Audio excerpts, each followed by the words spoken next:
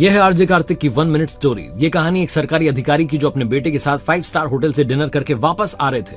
Car में जो बैठे हुए थे तो बच्चे को बता रहे थे, बेटा मैं इतना बड़ा ऑफिसर हूँ, ये हूँ वो हूँ। तभी उनकी कार को एक हवलदार ने रोक लिया। हवलदार ने कहा, साहब सीट बेल्ट नहीं लगाई है, चालान कटेगा। ये कहने लगे, तू जानता नहीं मैं कौन हूं, मैं सचिवालय में हूं, तुम्हारे जैसों को तो रोज साइन करके ट्रांसफर कर देते हैं। हवलदार कहने लगा, साहब आप अपनी जगह होंगे, आपको सीट बेल्ट तो लगानी पड़ेगी, मैं चालान काटूंगा। ये फिर से अधिकारियों के नाम गिनाने लगे। हवलदार ने कहा, ठीक है साहब चालान नहीं काटता, लेकिन सीट बेल्ट पहनो, उसके बाद ही जाने दूंगा।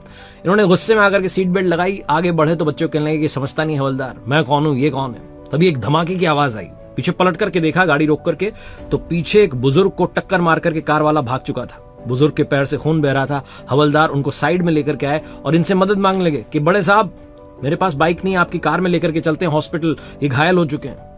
इन बड़े साहब ने अपने बेटे से कहा, बेटा चुप रहना, मैं 2 मिनट कुछ बोलने जा रहा हूं। और हवलदार से कहा, अरे मेरी माताजी बीमार है, मुझे घर जाना है, जल्दी में हूं। चुपचाप वहां से गाड़ी लेकर के निकल लिया, बहाना मार करके। बच्चा अंदर अंदर सोच रहा था कि पापा बड़े हैं कि हवलदार बड़ा है। अगली सुबह अखबार में हवलदार की फोटो छपी थी, जिसमें लिखा हुआ था कि हवलदार साहब शाबाश, आपने कमाल कर दिया। हवलदार 700 मीटर उन बुजुर्ग को अपने कंधे पर लेकर के हॉस्पिटल गए और उनकी जान बचाई।